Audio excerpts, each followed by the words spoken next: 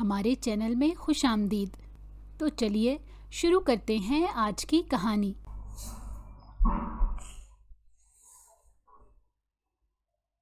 If زورا، آخر کیا ضرورت تھی تمہیں یہاں پر آنے کی؟ وہ بیزاریت سے لائبریری کی دیواروں کو دیکھ رہی تھی۔ اس کے فائنل ایگزام سر پر تھے، مگر ابھی تک اس نے ایک لفظ نہیں پڑھا تھا۔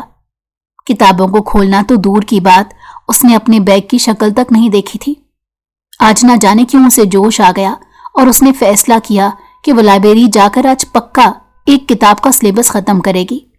مگر یہاں پر بیٹھے اسے تقریباً 2 گھنٹے گزر چکے تھے، اور ان 2 گھنٹوں میں وہ وہاں پر آنے والے ہر دوسرے آدمی کو تاڑتی اور اس پر تبصرے کرتی، مگر مجال ہے جو اس نے کتاب کھولی ہو یا نوٹس بنائے ہوں۔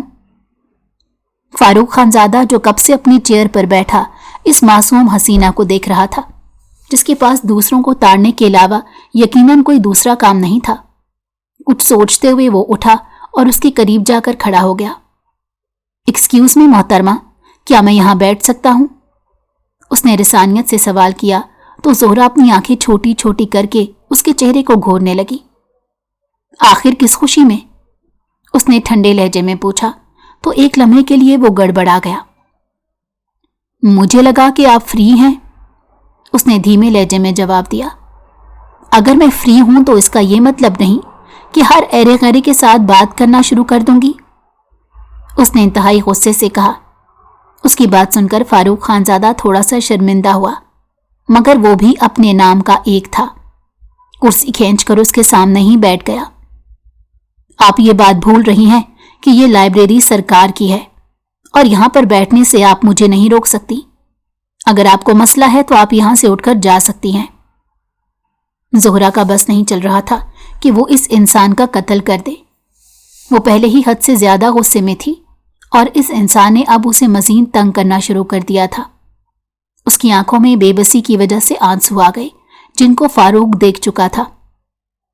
آپ مجھے تھوڑی مشکل میں نظر آ رہی ہیں، اگر مجھے اجازت دیں تو میں آپ کی مدد کر سکتا ہوں۔ مجھے کسی کی مدد کی ضرورت نہیں، میں اپنی مدد خود کر سکتی ہوں۔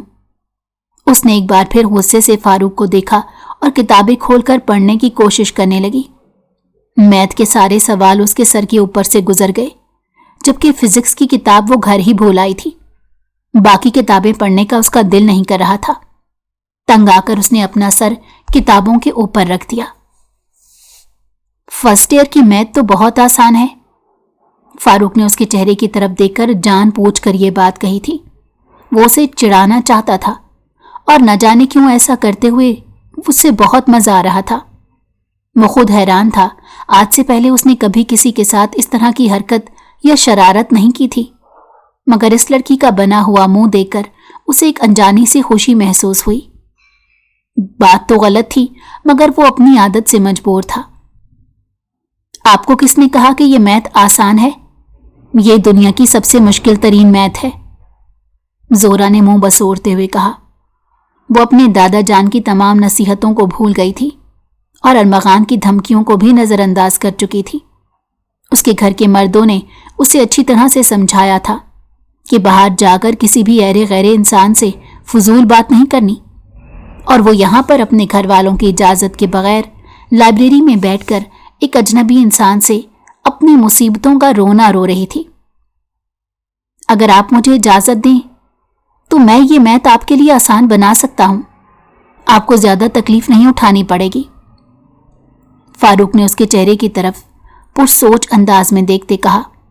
تو ایک لمحے کے لیے وہ خاموش ہو گئی اور اگلے ہی لمحے گھڑی کی طرف دیکھتے ہوئے کہنے لگی، ٹھیک ہے، میرے پاس مزید آدھا گھنٹہ ہے، کیا آپ اس وقت میں مجھے 2 ایکسرسائز کروا دیں گے؟ اور پلیز طریقہ تھوڑا آسان بتائیے گا۔ وہ جو تھوڑی دیر پہلے تک اس انسان سے لڑنے مرنے کے لیے تیار تھی، بے بسی سے اس کی مدد لینے کے لیے راضی ہو گئی، کیونکہ جانتی تھی اگر اس نے اس شخص سے مدد نہ لی تو ارمغان اسے پڑھائے گا۔ اس انسان سے پڑھنا تو دور کی بات، وہ اس کے سائے سے بھی پناہ مانگتی تھی، کیونکہ وہ انسان پڑھاتا کم تھا اور ڈانٹتا زیادہ تھا۔ ہر بار ہی وہ اس کا دل توڑ دیتا، ہر بار ہی وہ اسے ناراض کر دیتا، اسے رلاتا تھا۔ وہ اس سب سے تنگ آ چکی تھی۔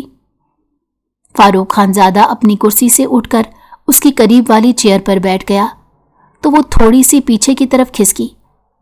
फिक्र मत करें, मैं औरतों की इज्जत करना जानता हूं।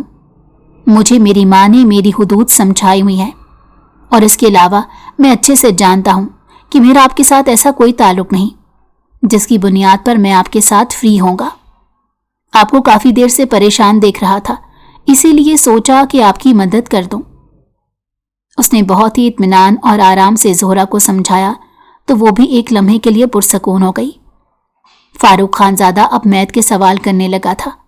वो बहुत ही गौर से उसे सवाल हल करते देख रही थी। हैरत की बात यह थी कि उसे सब कुछ समझ आ रहा था। थोड़ी ही देर के बाद वो उसके हाथ से पुरजोश अंदाज में पेंसिल खींचते हुए कहने लगी, आप मुझे बताएं, बाकी काम मैं खुद कर लेती हूं। मजीद 1 घंटा गुजर चुका था। वो 5 एक्सरसाइज करने में कामयाब हो गई थी। फारूक उसे सिर्फ 2 सवाल करवाता जबकि बाकी वो सब खुद कर लेती। उसकी खुशी का कोई ठिकाना नहीं था। आप मुझे बताएं कि मैं आपको क्या इनाम दूं? उसने पुरजोश अंदाज में फारूक के चेहरे को देखते कहा।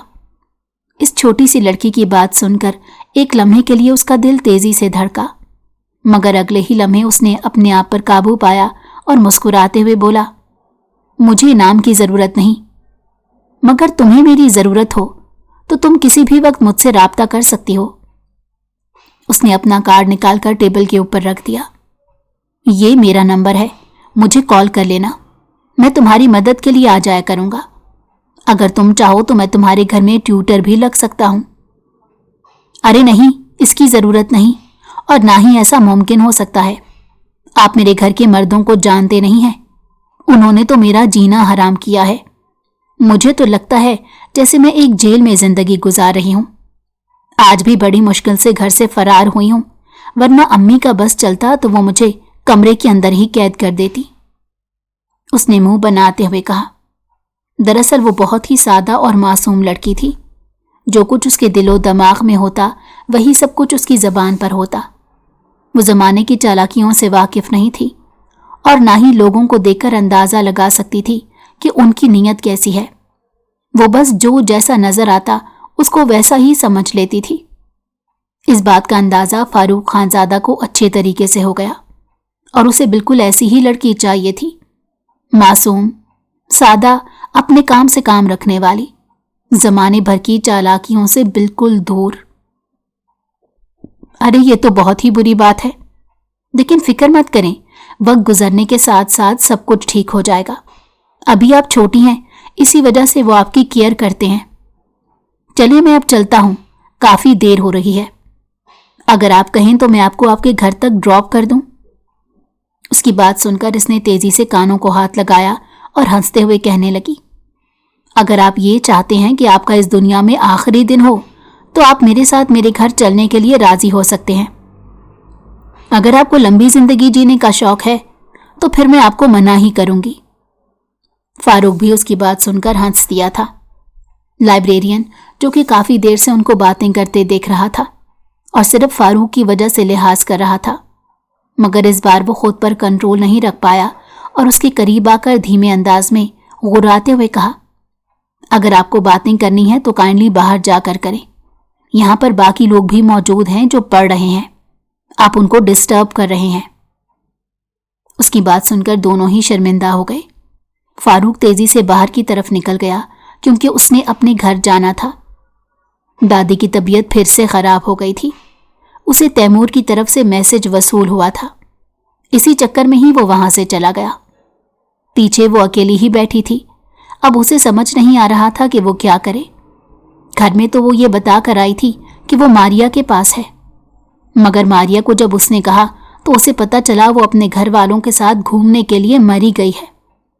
इसने कभी भी लोकल सफर नहीं किया था और ना ही कभी कोई कैब करवाई थी।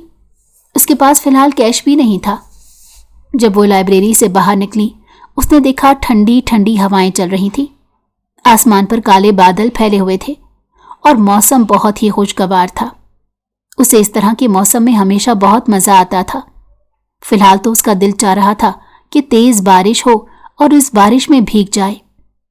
इन्हीं सोचों में मगन वो सड़क के किनारे चल रही थी जब एक गाड़ी झटके से उसके करीब आकर रुकी।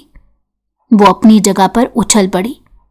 उसने गर्दन फेर कर देखा तो वहां पर कोई और नहीं बल्कि अरमगान खानजादा था, जो अपनी खून ख्वार आंखों से मामूल की तरह उसको देख रहा था, यूं जैसे उसे आंखों ही आंखों में जिंदा निकल जाएगा।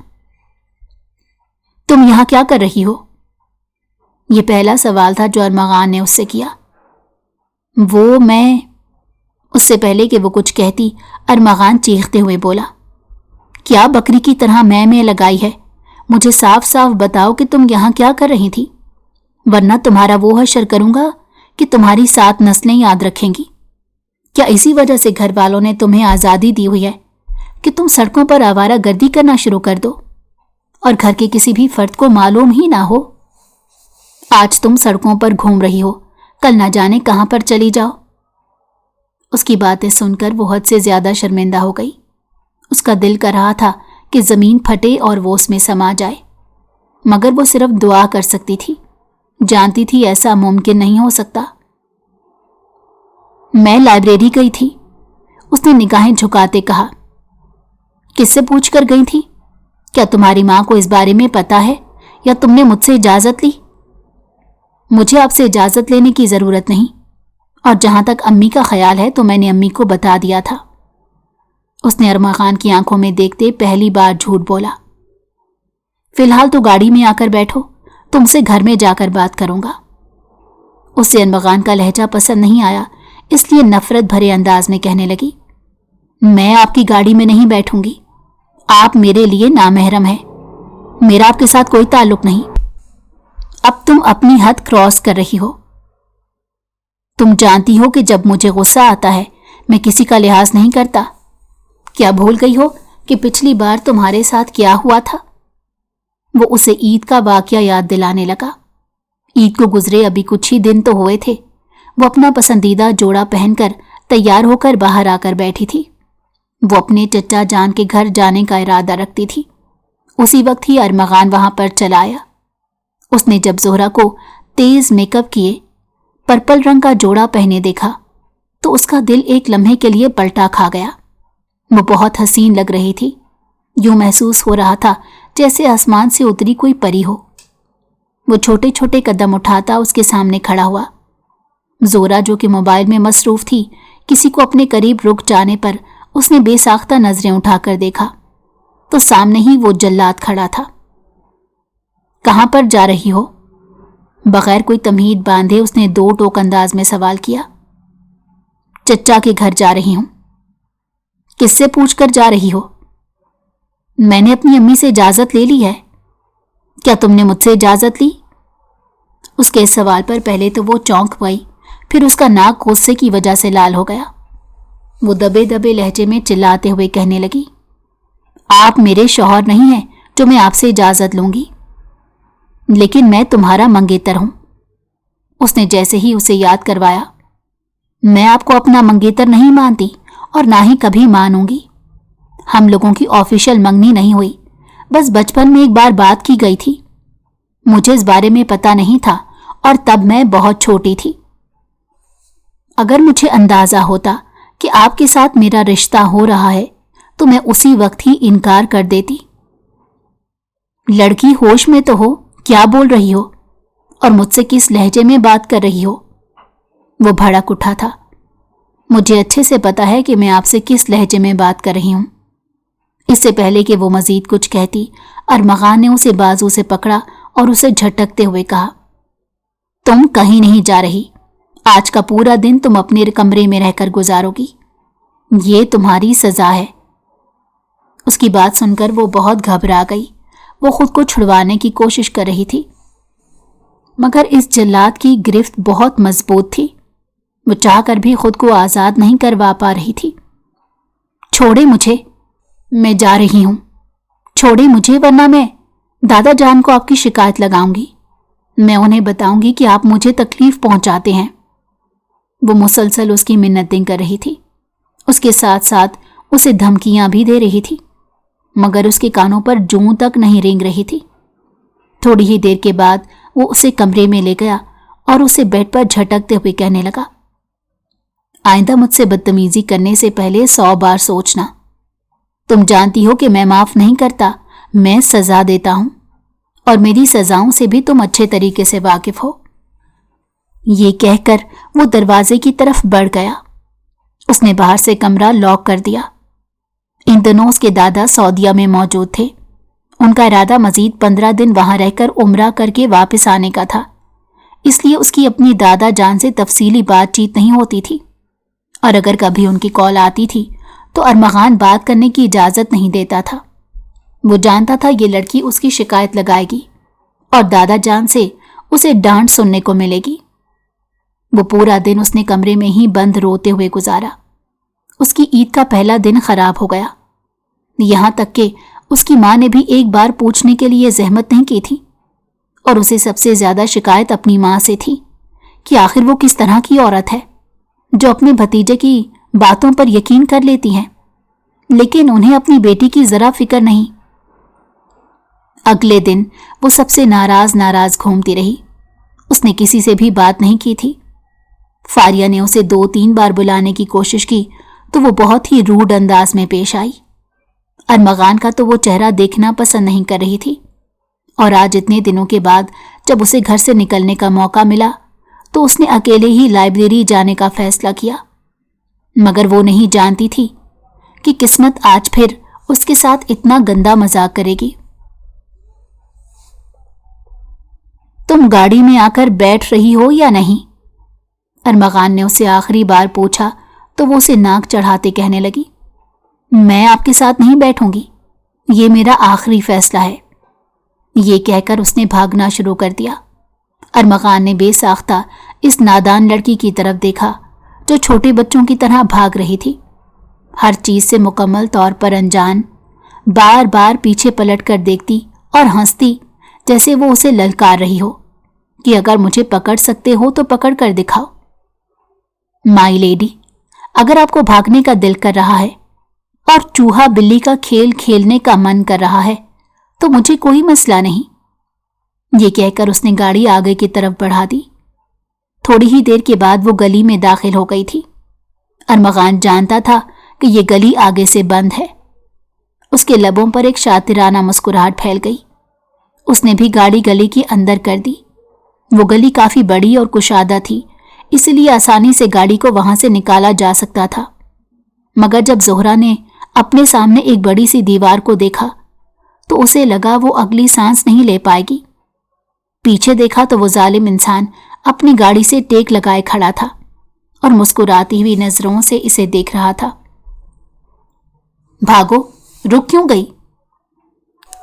بھاگو، وہ اسے چڑھا رہا تھا اور وہ واقعی چڑھ چکی تھی۔ مجھے آپ سے شدید نفرت ہے، وہ ایک بار پھر سے چلاتے ہوئے بولی۔ تمہاری نفرت سے مجھے کوئی فرق نہیں پڑتا، تم مجھ سے جتنی مرضی نفرت کیوں نہ کر لو، لیکن تمہیں آنا میرے ہی پاس ہے، میرے علاوہ تمہارا کوئی ٹھکانہ نہیں۔ چلو اب اچھے بچوں کی طرح گاڑی میں آ کر بیٹھو، ورنہ جو کچھ تمہارے ساتھ کروں گا اس کے بعد تم پھر سے مجھے گندا کہو گی۔ وہ اس کی نقل اتارتے بولا تو وہ منہ بسورتے گاڑی میں آ کر بیٹھ گئی۔ ارمغان کو ابھی تک یہ بات ہضم نہیں ہو رہی تھی کہ اس نے گھر سے باہر نکلنے کی جرت کر لی۔ آخر وہ کب سے اتنی بہادر ہو گئی کہ وہ کسی سے مشورہ لیے بغیر ہی گھر سے نکل جاتی۔ وہ جب گھر کے اندر داخل ہوا تو سب سے پہلے اس کی ماں کے کمرے میں لے کر گیا۔ آمنہ بیگم نے اپنی بیٹی کو ارمغان کے ساتھ آتے دیکھا تو انہیں اندازہ ہو گیا تھا کہ پھر سے زہرا نے کوئی نہ کوئی شرارت کی ہے۔ چچی جان، کیا آپ نے اسے لائبریری جانے کی اجازت دی تھی؟ ارمغان نے 2 ٹوک انداز میں اپنی چچی سے پوچھا۔ پہلے تو وہ حیران ہوئی، انہوں نے ایک نظر اپنی بیٹی پر ڈالی جو آنکھوں میں التجا لیے انہیں دیکھ رہی تھی۔ ہاں بیٹا، میں نے ہی اسے لائبریری جانے کی اجازت دی تھی، اس نے مجھے بتایا تھا کہ یہ ماریا کے ساتھ جا رہی ہے۔ ماریا کہاں پر ہے زہرا؟ تم نے تو کہا تھا وہ واپس ہمارے گھر ہی آئے گی، انہوں نے اپنی بیٹی کی طرف دیکھتے نارمل لہجے میں پوچھا تو ارمغان کے دل کو تھوڑا سا سکون ملا۔ امی جان، وہ مجھے وہاں پر چھوڑ کر چلی گئی تھی، دراصل اسے ایک ضروری کام کے سلسلے میں جانا تھا، اس نے نظریں جھکاتے ہوئے کہا۔ اگر ایسا تھا تو تم گھر میں کال کر لیتی، ہم لوگ ڈرائیور بھیج دیتے۔ آخر اکیلے سڑک پر نکلنے کی کیا ضرورت تھی؟ اب کی بار ارمغان نے اسے آڑے ہاتھوں لیا۔ معاف کر دیں، مجھ سے غلطی ہو گئی، آئندہ ایسا نہیں ہوگا۔ اس نے اپنی جان چھڑوائی اور تیزی سے کمرے کی طرف بھاگی۔ اس کا رخ اب اپنے کمرے کی جانب تھا۔ اس کی آنکھوں میں پھیلے ہوئے تھے آنسو، اور یہ انسان بالکل بھی اسے اچھا نہیں لگتا تھا، خاص طور پر اس وقت جب وہ اس پر رعب جماتا اور یوں ظاہر کرتا جیسے وہ اس پر حق رکھتا ہو۔ کبھی کبھار تو زہرا کو ایسے محسوس ہوتا تھا جیسے وہ اپنی مرضی سے زندگی گزار نہیں رہی، بلکہ وہ ارمغان کے اشاروں پر ناچ رہی ہے۔ جب وہ اپنی امی جان سے اس بارے میں بات کرتی تو وہ پھیکے سے انداز میں مسکراتی اور اس کو اپنے سینے سے لگاتے ہوئے کہتی تھی، دیکھو بیٹا، عورت کی زندگی مرد کے بغیر ادھوری ہے، اور مرد کی زندگی عورت کے بغیر نامکمل ہے۔ دونوں کو ہی ایک دوسرے کی ضرورت ہوتی ہے، اور جہاں تک تمہارا سوال ہے تو وہ تم پر حکم نہیں چلاتا، بلکہ وہ تو تمہارا خیال کرتا ہے اور تم سے محبت کرتا ہے۔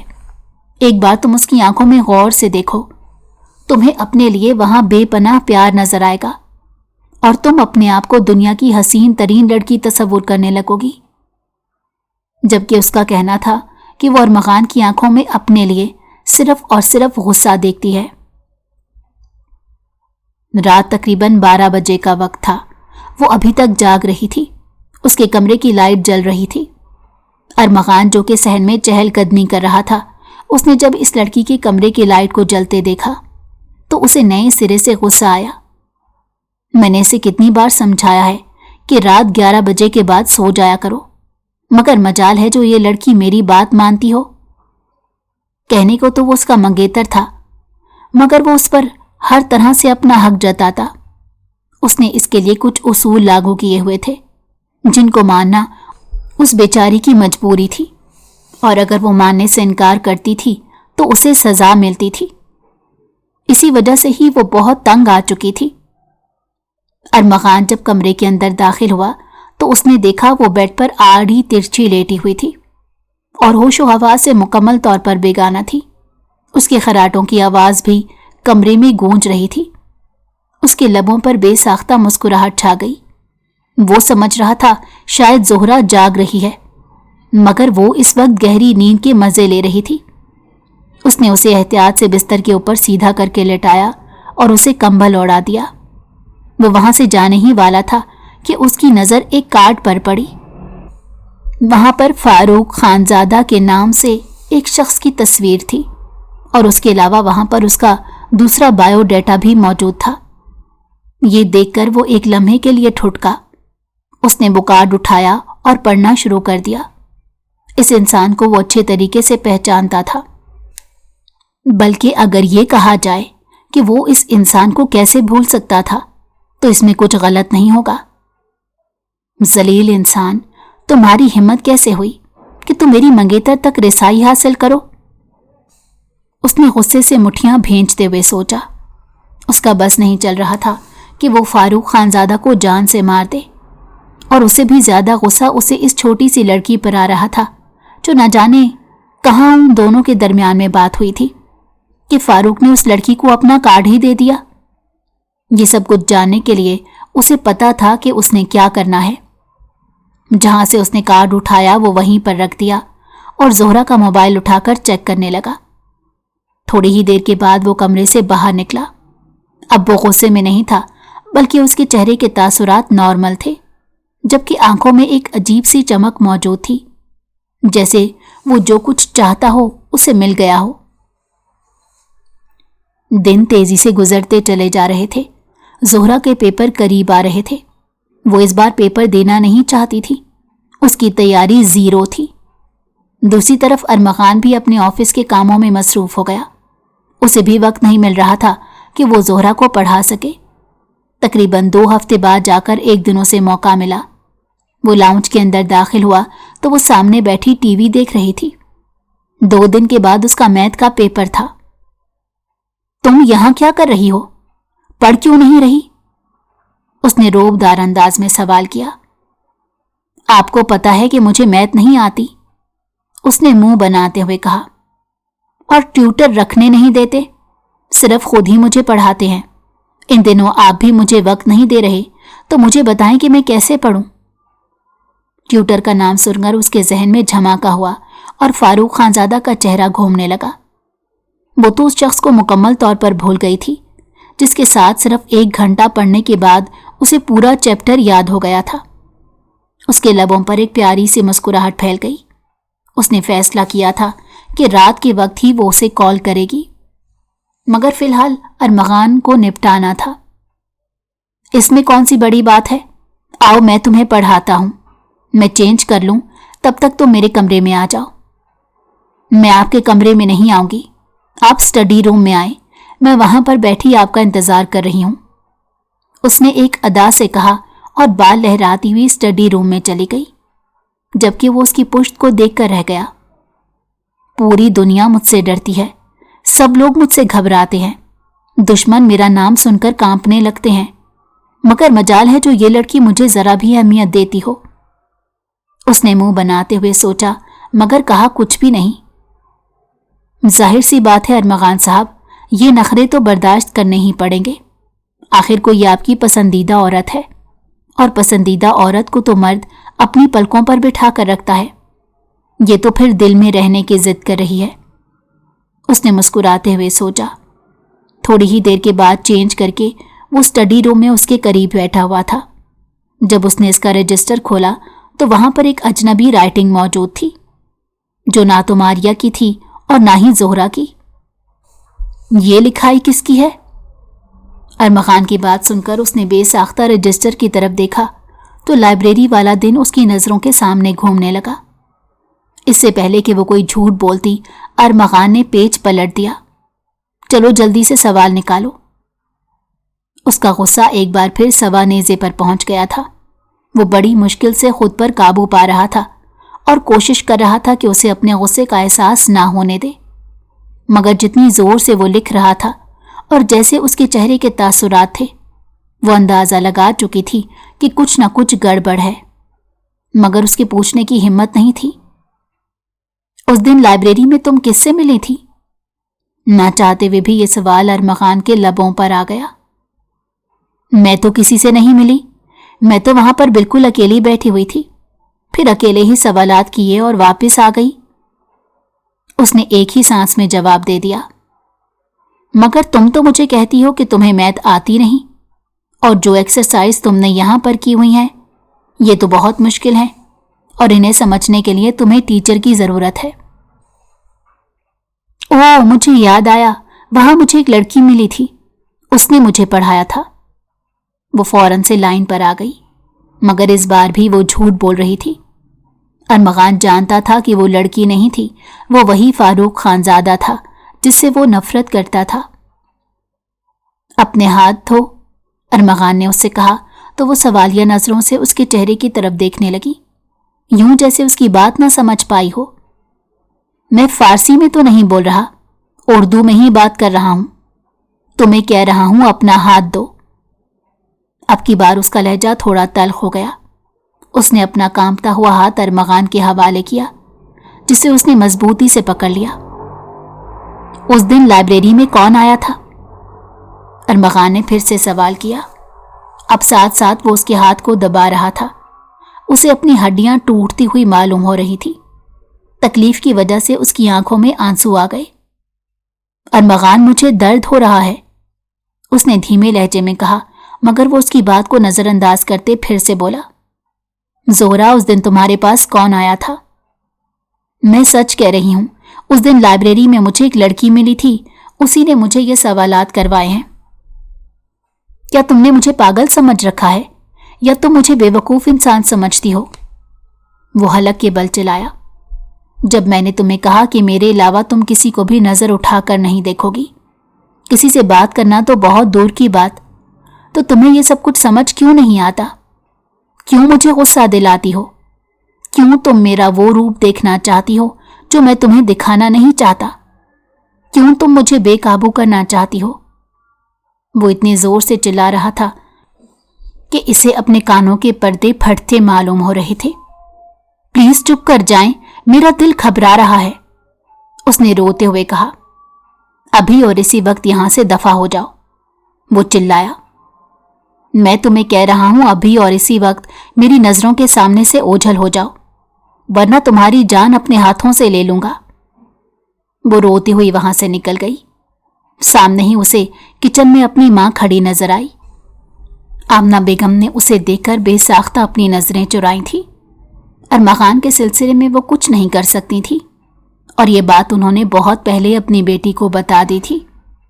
ज़ोहरा को पहली बार अपनी मां से नफरत महसूस हो रही थी। आखिर वो किस तरह की औरत थी जिन्हें अपनी बेटी की तकलीफ की बिल्कुल फिक्र नहीं थी। अम्मी जान, मैं आपको कभी माफ नहीं करूंगी, उसने बेसाख्ता रोते हुए कहा। आप सिर्फ और सिर्फ इनके एहसानों की वजह से खामोश हैं। आप एक बार भी इस बात की तरफ तवज्जो नहीं दे रही कि मैं किस तकलीफ में हूं। जिस इंसान से बेतहाशा नफरत करती हूं, रोज उसी इंसान को बर्दाश्त करना पड़ता है। मैं उससे बात भी नहीं करना चाहती, मगर उसका गुस्सा सह जाती हूं। वो इस वक्त अपने कमरे में लेटी ज़ारो कतार रो रही थी। आज से पहले कोई भी उस पर इतना जोर से नहीं चिल्लाया था। मैं इस बार दादा जान से बात करूंगी। मैं दादा जान को कहूंगी कि वो मुझे बिल्कुल भी पसंद नहीं। अगर आप वाकई मुझसे मोहब्बत करते हैं तो इस इंसान से मेरी जान छुड़वा दें, उसने अपने आंसू साफ करते हुए एक अज़म से कहा था। मगर उसके बावजूद भी उसके दिल का दर्द कम नहीं हो रहा था। तकलीफ थी कि बढ़ती चली जा रही थी। रात तकरीबन 11 बजे का वक्त था जब उसके नंबर पर कॉल आने लगी। उसने देखा कि अजनबी नंबर था। कुछ सोचते हुए उसने फोन उठा लिया। मैडम साहिबा, पिछले 2 हफ्तों से आपकी कॉल का इंतजार कर रहा हूं, मगर मजाल है जो आपने एक भी बार हम पर यह एहसान किया हो।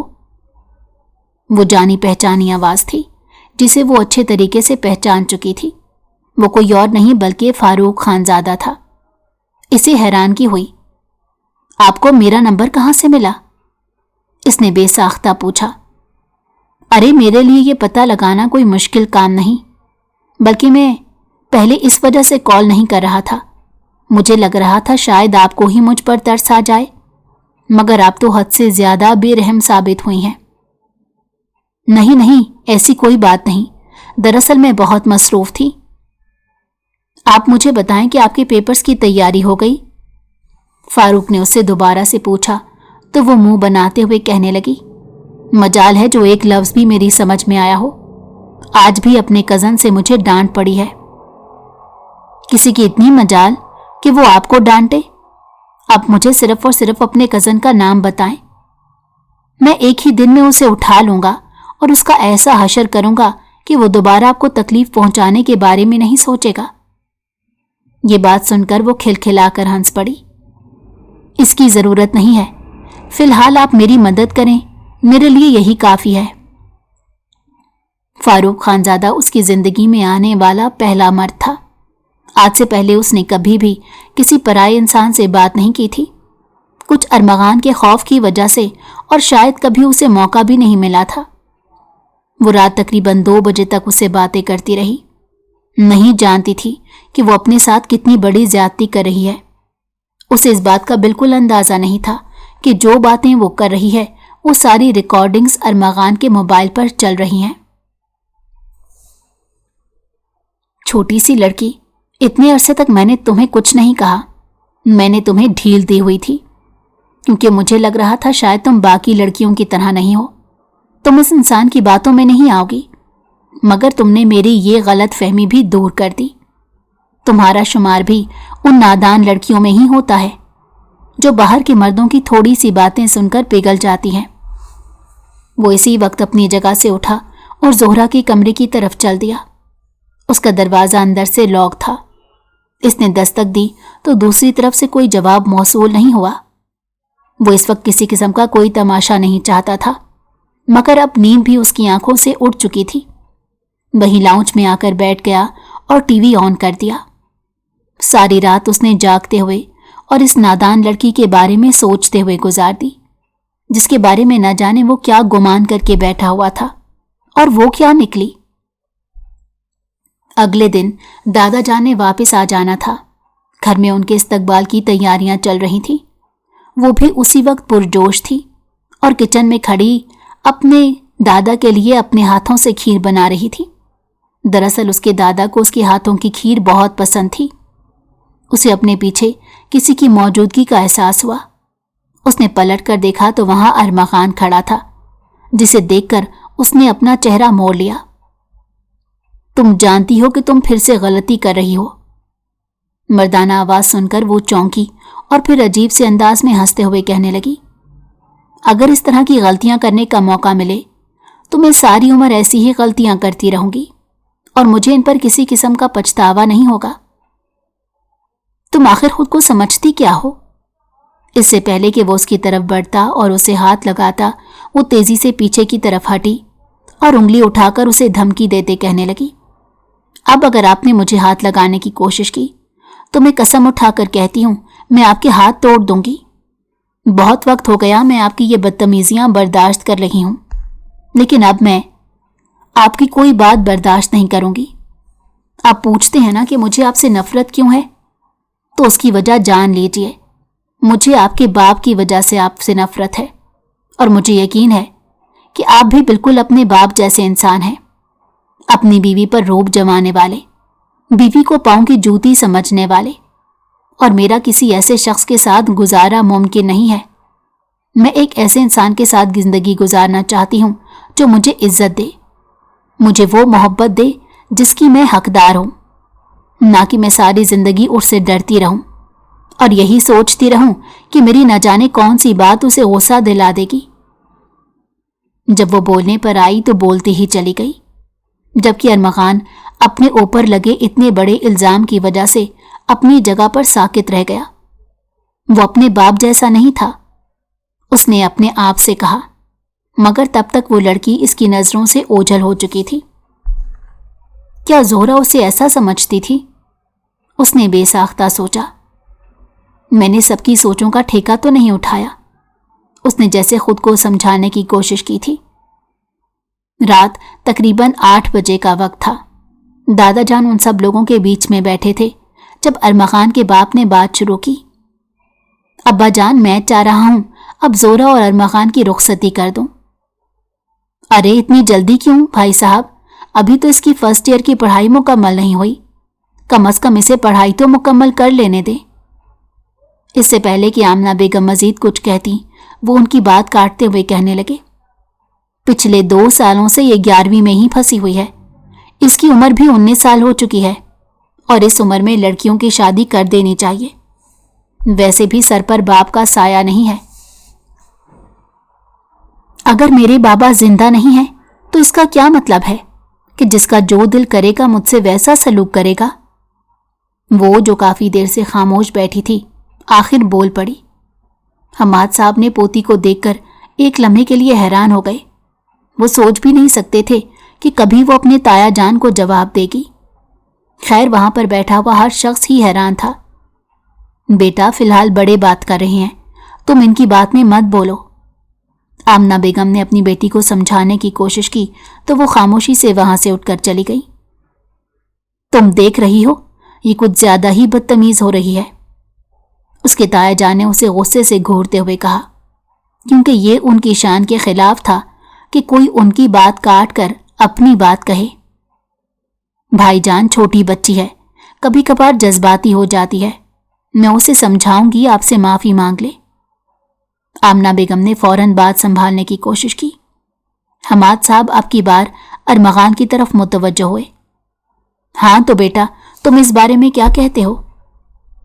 दादा जान, मैं खुद इससे निकाह करना चाहता हूं और जल्द अज जल्द इसे अपनी बीवी बनाना चाहता हूं।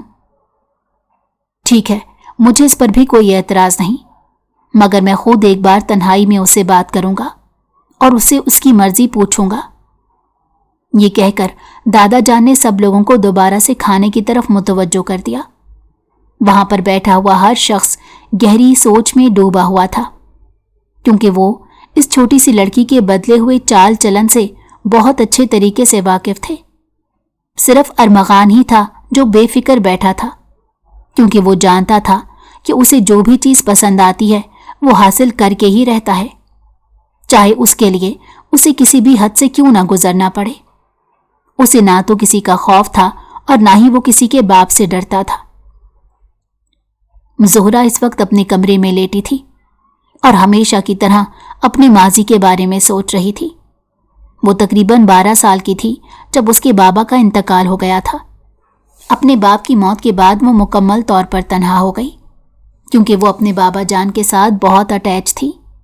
ان کی موت کے بعد اسے تنہائی اپنی سب سے بہترین ساتھی معلوم ہوئی، اس لیے اس نے تنہا رہنا شروع کر دیا۔ دوسری طرف اسے اپنے کزنز بالکل پسند نہیں تھے، وہ اس کا مذاق اڑاتے تھے اور اکثر کزنز تو اس کی خوبصورتی کی وجہ سے اسے جلتی بھی تھیں۔ وہ اسے ایک ہی تانا دیتی تھیں جسے وہ ٹوٹ جاتی تھی۔ وہ اسے کہتی تھی کہ باپ کے مرنے کے بعد اب تم ہمارے ٹکڑوں پر پل رہی ہو، تم ہماری ملازمہ ہو، اور تمہاری ماں بھی اسی وجہ سے کچن میں کام کرتی ہے، سب لوگوں کے لیے کھانا بناتی ہے، کیونکہ جانتی ہیں اگر اس نے کھانا نہیں بنایا تو ہم لوگ اسے گھر سے نکال دیں گے۔ وہ روتی ہوئی اپنی ماں کے پاس آتی۔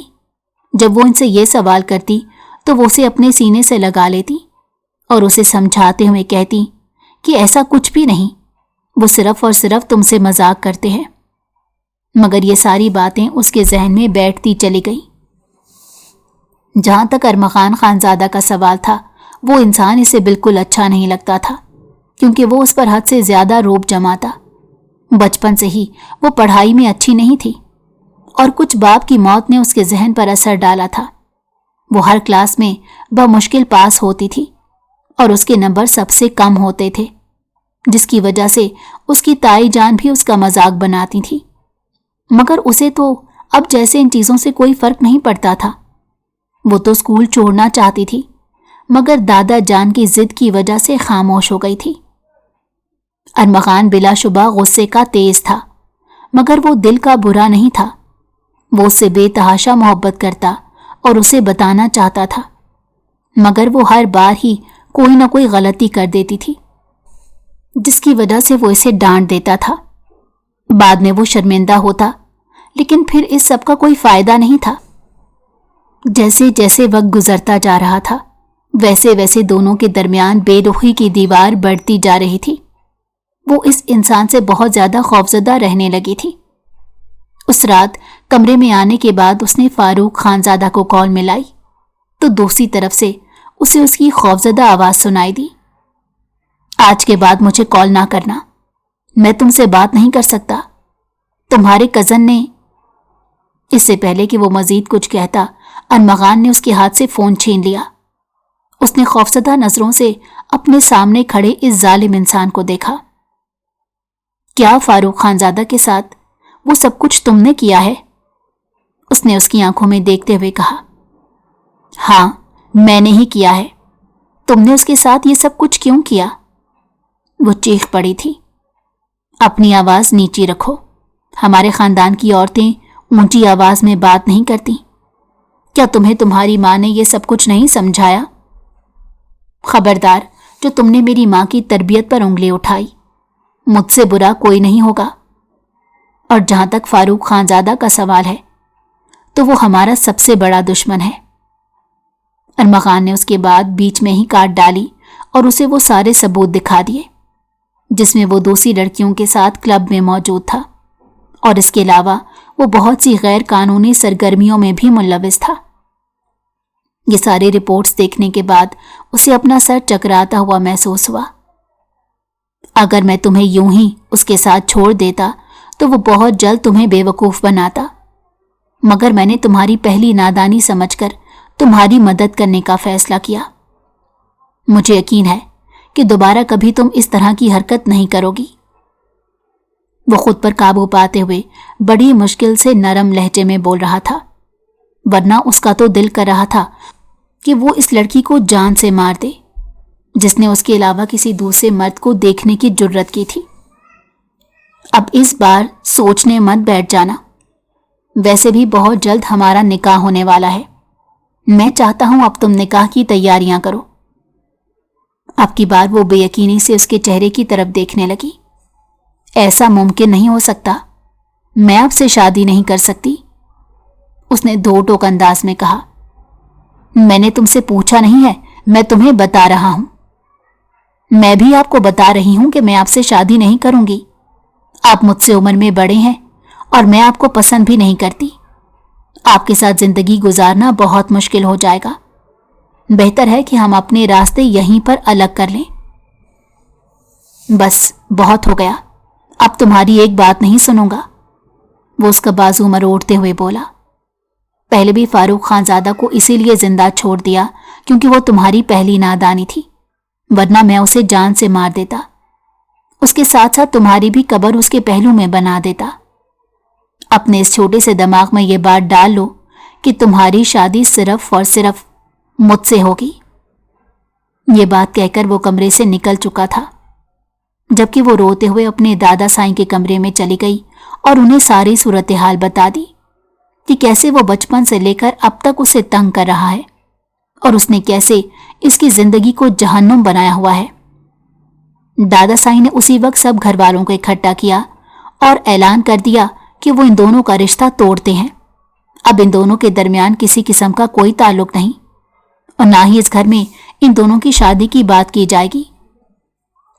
ارمغان اپنے دادا کی آنکھوں میں دیکھتے بولا، آپ جانتے ہیں کہ میں آپ کا یہ فیصلہ نہیں مانوں گا، تو میرے اس فیصلے کے خلاف جا کر بتاؤ، انہوں نے اپنے سب سے بڑے پوتے کی آنکھوں میں دیکھتے کہا تو وہ مسکراتے ہوئے کہنے لگا، میں آپ کا ہی پوتا ہوں اور اپنے الفاظ پر ہمیشہ قائم رہوں گا۔ یہ کہہ کر وہ وہاں سے نکل گیا۔ اگلے دن جب وہ کالج سے باہر نکلی تو ایک کالے رنگ کی گاڑی اس کے قریب آ کر رکی۔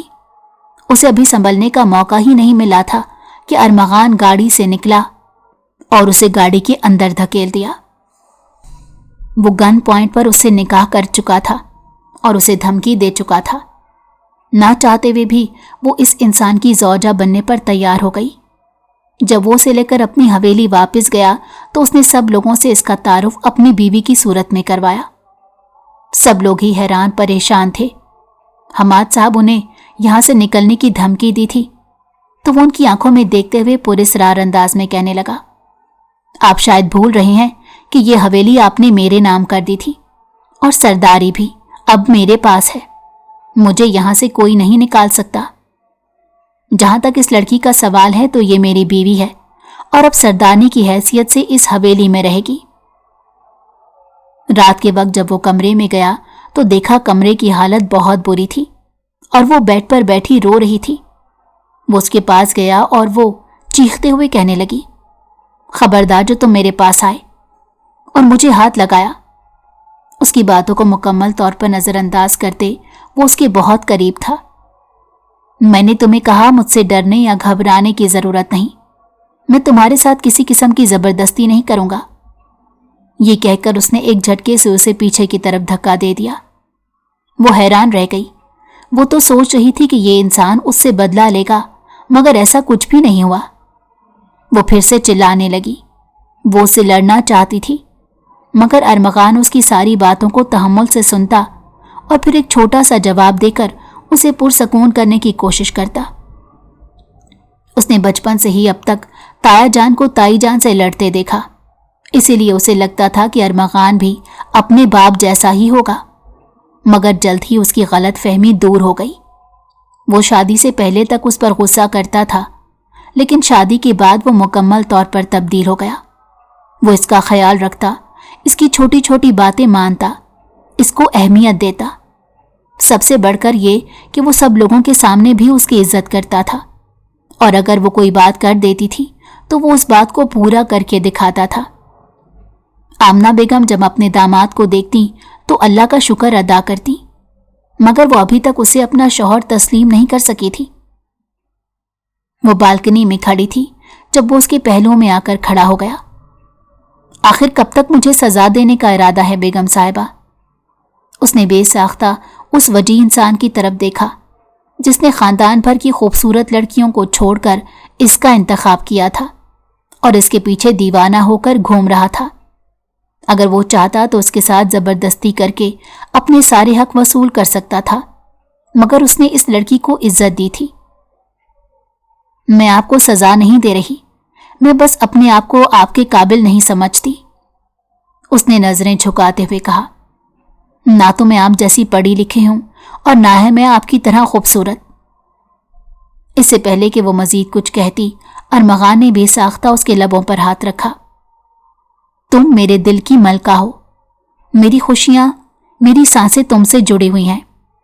تم سے دور ہونے کے بارے میں سوچ بھی نہیں سکتا۔ جب تک تمہارے ساتھ ہوتا ہوں تب تک میرے دل کو سکون ملتا ہے، اور تم سے الگ ہو کر یوں لگتا ہے جیسے میری دنیا ویران ہو گئی ہو۔ تم سوچ بھی نہیں سکتی میں تم سے کتنی محبت کرتا ہوں۔ تم پر غصہ کرتا تھا، وہ بھی صرف اور صرف تمہاری بہتری کے لیے۔ ہاں میں جانتا ہوں میں نے تم سے زبردستی نکاح کر کے تمہارے ساتھ غلط کیا، مگر میں اس وقت غصے سے بے قابو ہو گیا تھا۔ تم خود ہی سوچو، ایک انسان نے اپنی زندگی کے 10 سال جس لڑکی سے بے تحاشا محبت کی ہو، اور اس کو ایک دم سے یہ حکم سنا دیا جائے کہ اس کا اس لڑکی کے ساتھ اب کوئی تعلق نہیں، تو کیا اس کے لیے یہ سب کچھ ماننا آسان ہے؟ اس کی بات سن کر زہرا نے بے ساختہ نفی میں سر ہلایا تو وہ مسکراتے ہوئے بولا، میری جان، میرے لیے بھی ناممکن تھا۔ آپ ساری زندگی ایسے ہی رہیں گے نا؟ اس نے ایک ڈر کے زیر اثر پوچھا تو وہ اس کا سر اپنے سینے سے ٹکاتے ہوئے بولا، میں ساری زندگی ایسا ہی رہوں گا۔ زہرا نے طمانیت سے اپنی آنکھیں بند کر لی تھیں۔ اس نے فیصلہ کر لیا تھا کہ وہ اب اپنے آپ کو اس کے سپرد کر دے گی جو اس کا واحد حقدار تھا۔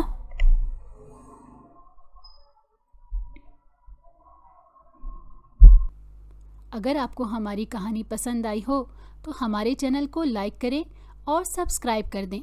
بیل نوٹیفیکیشن کو بھی آن کر دیں تاکہ ہماری آنے والی ہر مزیدار کہانی آپ کو وقت پر ملتی رہے۔